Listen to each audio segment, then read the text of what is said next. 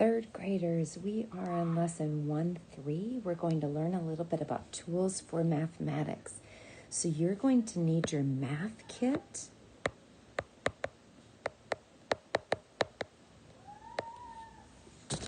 And within that math kit, you have the following materials you need to get out and just take a look at. Here they are. They would include a calculator. You just need a basic calculator.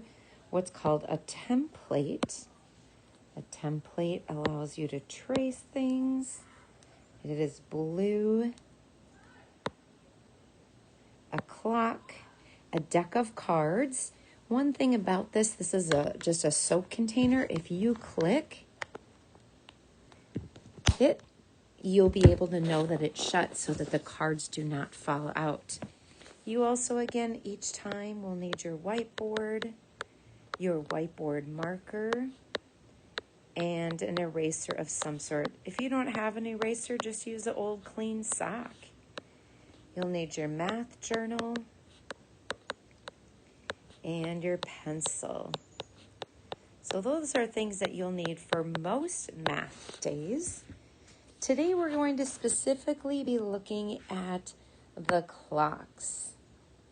The cards are for some math games that we'll be playing. The template will be used for lessons, as well as the calculator will be used for a lot of lessons. So let's start off with your whiteboard. I would like you to number 1, 2, 3, and 4 on your whiteboard. I want you to use the first fact in the pair to help you solve the second. So on your whiteboard, please write what 4 plus 4 is. Write it on your whiteboard right now. What is 4 plus 4? It's 8. So then what would 4 plus 5 be? Well, 5 is 1 more than 4. 1 more than 8 would be 9. What's 6 plus 6? Write that on your whiteboard. Should have written 12. And 7 is 1 more than 6. So what would the answer to 6 plus 7 be? 1 more than 12 is 13. Go ahead and erase number 1 through 4 again. We're going to do the same thing.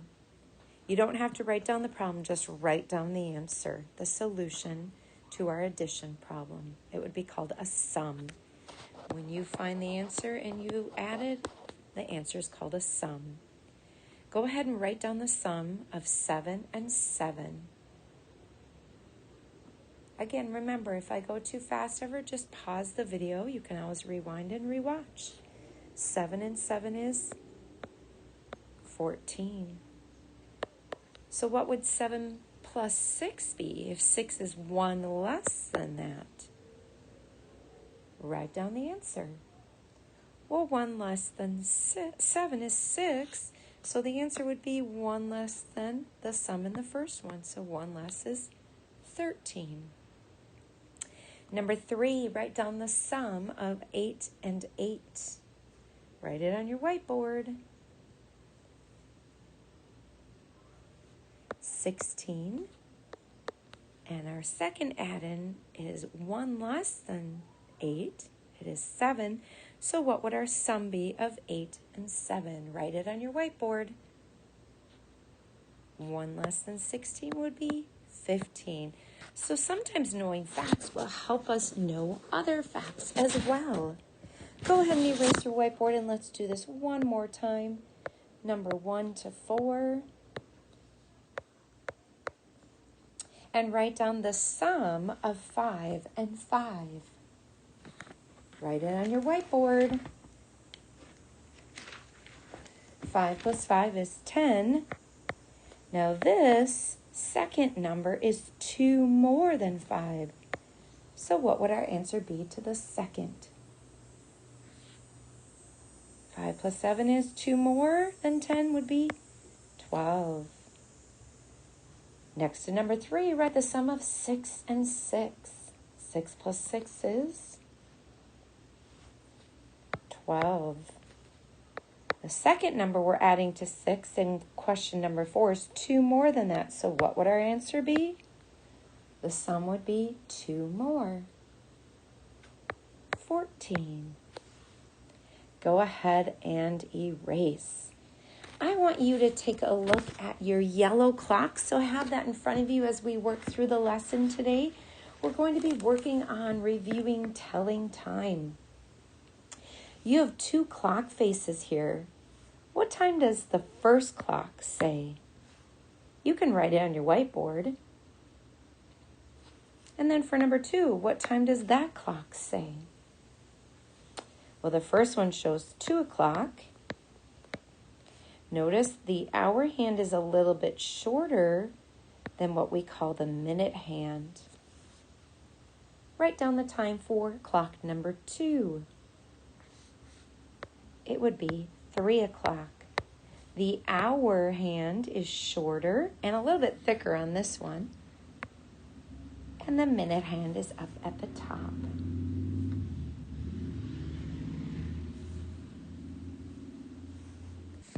What time does my clock show now?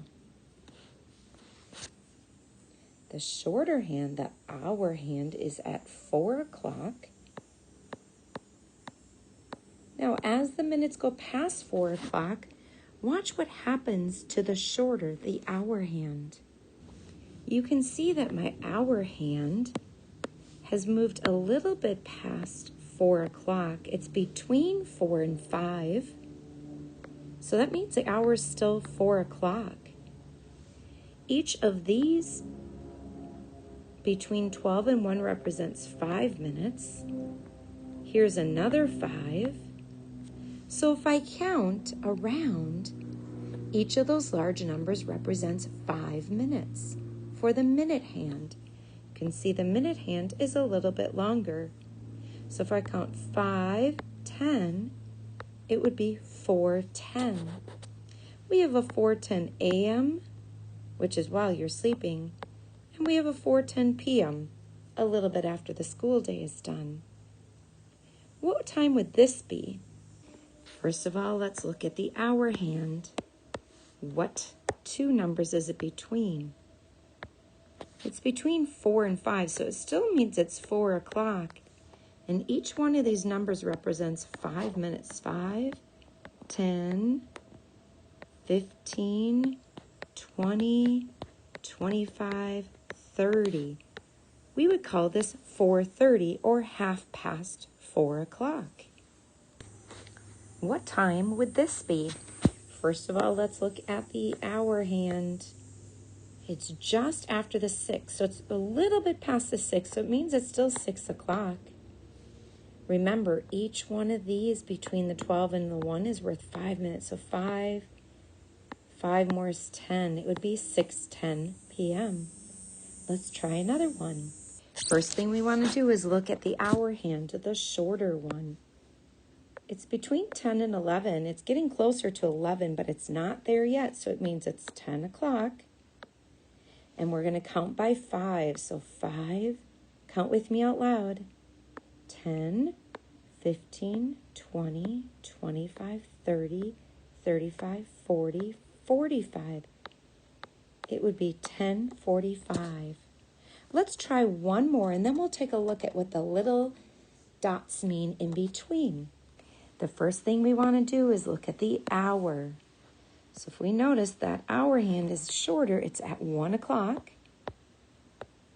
And then we count by 5, starting at the 12. 5, 10, 15, 20. It is 1:20. Now, in between here, you will see that there are tiny, tiny little dots. 1, 2, 3, 4, 5, 6, 7, 8, 9, 10, 11, 12, 13, 14, 15, 16, 17, 18, 19, 20, 21, 22, 23, 24, 25, 26, 27, 28, 29, 30. 30 minutes for halfway around. So how much would be in the next half? Another 30. Each one of those little dots represents 1 minute. So sometimes we need to know smaller increments of time. So let's say I was doing a swimming race and I had a long distance. I might do it in 1 hour and 4 minutes. This would represent hour. This would represent minutes. So sometimes we need exact times. The Olympics goes down to hundreds and thousands of a second. So I'm going to give you some practice and we're going to figure out minutes. You can write these times on your whiteboard. So the first thing we're going to do, remember, is figure out what hour it is, the short hour hand. It's pointing at the 3. So now we can count by ones and go 1, 2, 3, 4, 5. But notice we could start at 5 because we know that right here would be 5 and count up from there. 5, 6, 7. It's 3:07. Let's try another one. All right, I want you to write down the time before I do. Figure out what hour it is. And then go ahead and count the minutes. You can count the individual dots or start where you have a multiple of 10, like 10, 20, 30, 40, 50. All right, the hour is between 7 and 8, so it's still 7 o'clock. And I see the 5 here and the 10 here and the 15 and the 20, so I'm not going to start counting until I get to 20. 21, 22, looks like 23. 7:23 is the time. Let's try one more. Go ahead and write down the hour first, and then the minutes. Remember, the minute hand is longer than the hour hand. Write it on your whiteboard. The hour is between 5 and 6. So it hasn't reached 6 yet, so it's 5. And then I notice 5, 10, 15, 20, 25, 30, 35, 40, 45, 50. Now I'm going to count up by ones. 51, 52, 53. 5:53 is the time. It's only 7 minutes away from being 6 o'clock. Let's go ahead and move into our math journal. We're in lesson 1-3. So again, if you need more time to get that to get your math journal, go ahead and do so. We are in journal page 5, and it says using mathematical tools. For problems 1 and 2, record the times shown on the clocks. For problem 3, draw the minute and hour hands to show the time. So let's go ahead and look at the hour hand. What two numbers is it between?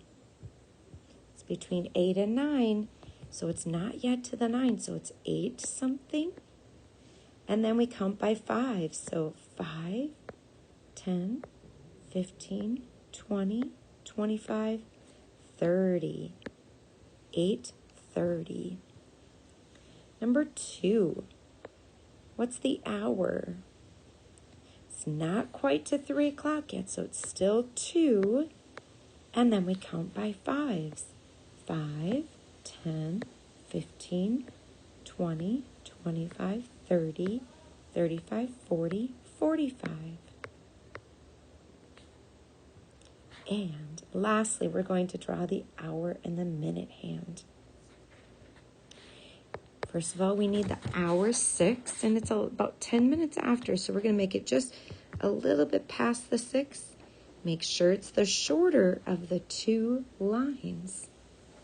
And then 10 minutes after 6 o'clock, so 5, 10, and make that hand a little bit longer. Next, we're going to use our ruler to measure that line segment. Do you remember the tool that you had, the template? If you turn that template on the side, you will see that there are inches along the side. You want to find the one that says inches.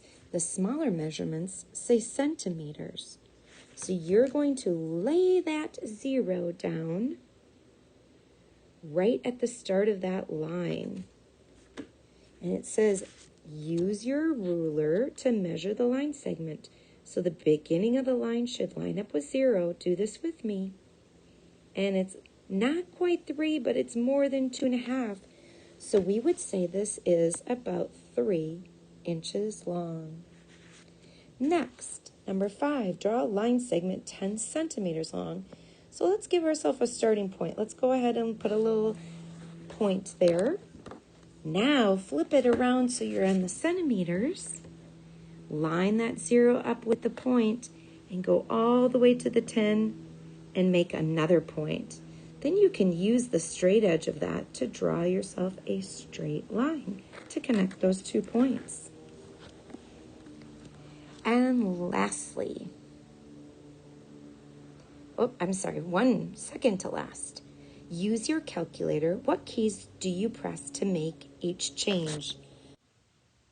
You could do this 2 ways. You can count up from 50 by 10s and say 50, 60, 70, 80, 90, 100, and then 7 more. So it'd be 10, 20, 30, 40, 50, plus 50 plus 7. Another way to do it is to take the ending number, 107, and on your calculator, go ahead and subtract 50 from it.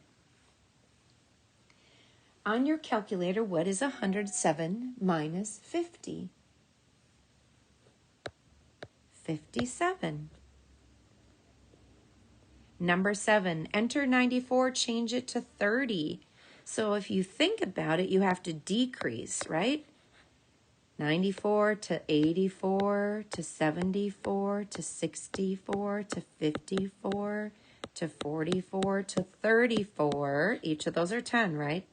And then 4 more, so 10, 20, 30, 40, 50, 60, minus 60, and then minus 4 more. Here's how you could do it on your calculator. Take 94, go ahead and press 94 on your calculator, and then subtract 30, and that will give you what they subtracted. And that would be 64. One last problem. Number 8, use your pattern block template. Trace 2 polygons that have exactly 4 sides. Your template is that blue see-through. It has all of the shapes on it, and you just measured with it. You could do 2 squares, 2 trapezoids. So go ahead and trace 2 polygons that have exactly 4 sides. What are the polygons that have 4 sides called? They're called quadrilaterals. Quad means 4. If you've ever been on a chairlift skiing and there's 4 people, it's called a quad lift. A person who is in a wheelchair, that is a quadriplegic. It means that they do not have control of their 4 limbs. What else? Quadruplets. If someone had quadruplets, they would have 4 babies all at the same time. So the prefix quad means 4.